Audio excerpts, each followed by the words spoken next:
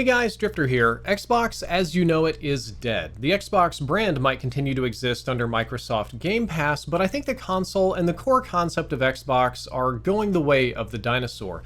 Retailers are pulling the Xbox Series X from their shelves, there are price increases in the Game Pass, the ROG Ally Xbox streaming device cost over $1,000, and numerous studios are being shut down amongst company-wide layoffs, while Sony ponies are celebrating way too early.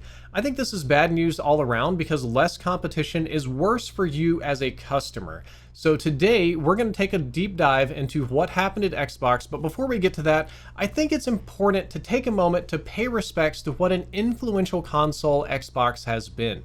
The original Xbox was an interesting foray into console gaming during a time where there wasn't much innovation happening in that space.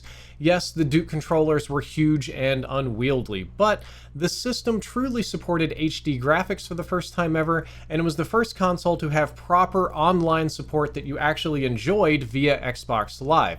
And it started standardizing the gaming headset market that we have today because of the little headset that would come with your Xbox Live subscription card. Oh yeah, Xbox Live is so old we used to have to buy physical cards and re-up them at GameStop like phone plans.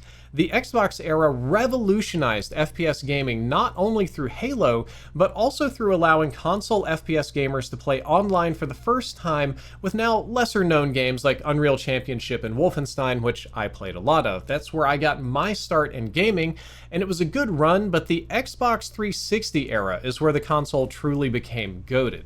The Xbox 360 kicked off a whole host of live features that were revolutionary at the time, but have become standard on modern consoles. Things like a unified friends list, video chat so you can play Uno, and other things too. Streaming Netflix through your console was first done through Xbox 360, and so was downloading games directly to your system. This was the first system that, in a mid-2000s kind of way, truly did feel like a little PC in your living room. It could do DVDs, Netflix, music, games, download trailers from movies. There was also massive innovations happening in the competitive console gaming space during this area, especially in the Call of Duty scene that all of you know I was heavily involved in.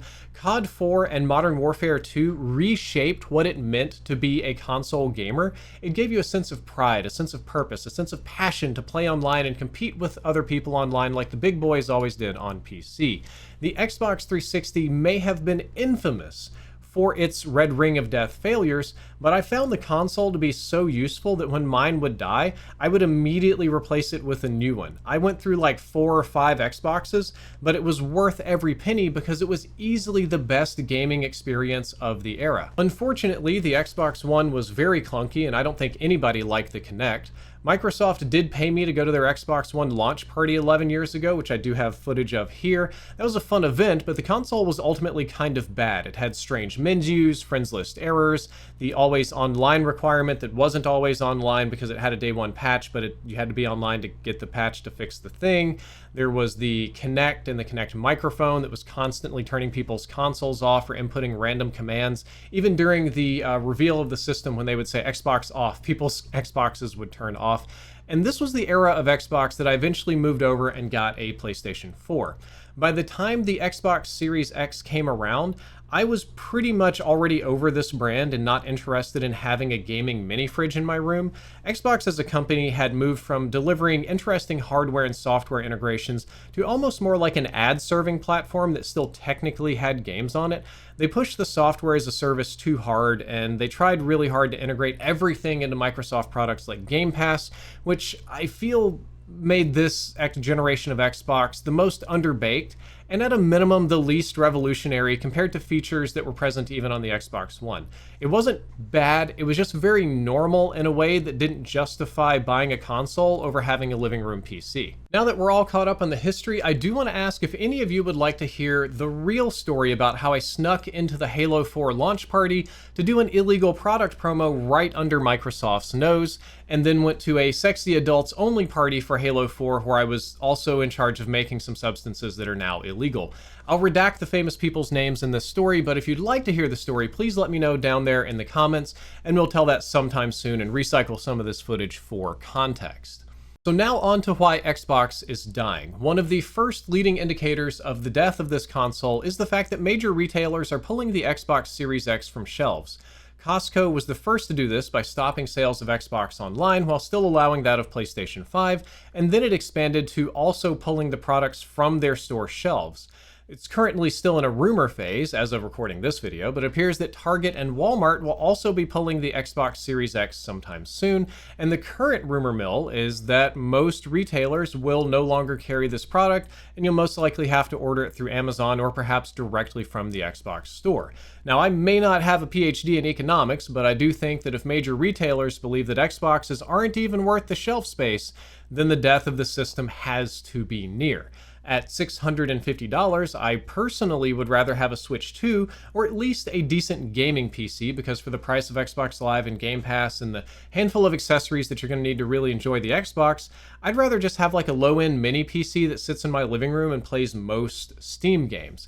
And I'm not the only person that feels this way, because the ROG Xbox Ally X, we gotta fire whoever does the naming for Microsoft, costs $1,000. I think gamers are rightfully pissed off about this because it's not something that many of them even wanted, at least not at this price point. Ever since the success of the Steam Deck, major gaming companies around the world have been rushing to get their own handheld platform out onto the market, and I hated pretty much all of these devices because their best function is just Steam Link, which you can already do on mobile or basically any other internet-capable device like a cheap PC. A number of these devices, and Xbox is no exception, have a focus on subscription services so that you can stream games from your online library to your phone or device, kind of like Google Stadia. I want to say that cloud streaming is dead because I don't know a single gamer that enjoys it, but I guess I'm wrong because the entire market seems to be setting up to support cloud streaming at the moment. I guess somebody out there is paying for it. I don't know who's paying a subscription service just so that they can play games with a significant amount of input delay, but apparently somebody is. And the technology around the delay from cloud streaming, I admit, has gotten much better in recent years. It's not as bad as Stadia used to be, but it still doesn't compare to running the game on your device locally. My personal conspiracy theory is that Microsoft bought and then sold Mixer a half dozen years ago just for the purpose of harvesting their low latency streaming technology. I streamed on Mixer a lot and found it very impressive that I could basically play my game from my stream because the delay was so minimal. And then when the product line was sold to Facebook, I noticed that Facebook never implemented any kind of low delay streaming service, at least nothing like Mixer. So I'm assuming that Microsoft sold the gaming and the contracts and the creators and the platform to Facebook, but kept the technology to themselves so that they could at some point in the future try to make this cloud streaming fantasy of theirs a reality. So yay, Microsoft is focused on cloud streaming so they can sell you subscription services. Xbox has also increased the price of their subscription services by upping the price of the Ultimate tier of Game Pass up to $30 per month, which will equate to $360 per year. This tier gets you unlimited cloud streaming, online multiplayer, access to day one games, and a 400 game library. Doesn't that sound amazing for $360 a year? Not to me. That's like signing up for 2 new streaming media services every month. I already have enough rotating bills with Netflix, Shudder, and Dropout TV. I don't need any more revolving entertainment bills. It's also not a deal if you're the kind of gamer who typically plays only one game for a couple of months at a time. Like, would you rather buy Baldur's Gate for $60 and play it for 6 months? Or would you rather sign up for Game Pass and play whatever they've got kind of on a rotation there? I know which one makes most sense to me. I think that I also just have a gripe against subscription services in general, and I think most consumers do as well. We're all kind of getting pretty fed up of having to subscribe and pay an additional monthly fee and a service for literally everything, especially devices that we've already purchased like consoles or handhelds. It's depressing to see Xbox go more this way than it already has in the past. That's not the only leading sign of death at Xbox. Microsoft has laid off 4% of its total staff, which equates to about 9,000 people, and in the mess of this, Xbox had to close the studio The Initiative, cancel the Perfect Dark reboot, cancel Everwild, and a variety of as of yet unannounced games. Seems like even ZeniMax is having problems with all the layoffs, and basically every single Microsoft studio is worried about at least some of their staff getting laid off, if not getting the entire studio shut down. Microsoft is treating Xbox studios like private equity firms treat subsidiaries during a leveraged buyout. They are just cutting off studios like tumors and wiping staff like crazy, and this can't be good for the overall quality output of first-party Xbox content. Though I do suspect the future is to have much less first-party content exclusive to Xbox, and the shift in focus will be to content exclusively for their streaming service, which you can play on Xbox, PC, or whatever console they happen to work out a deal with. Speaking of other consoles, I think Sony ponies are celebrating way too early. PlayStation fans are forgetting the fact that competition is always good for the consumer, and it's totally okay to be a PlayStation fan and to enjoy PlayStation and to enjoy it much more than Xbox, and to even dislike Xbox. That's totally fine.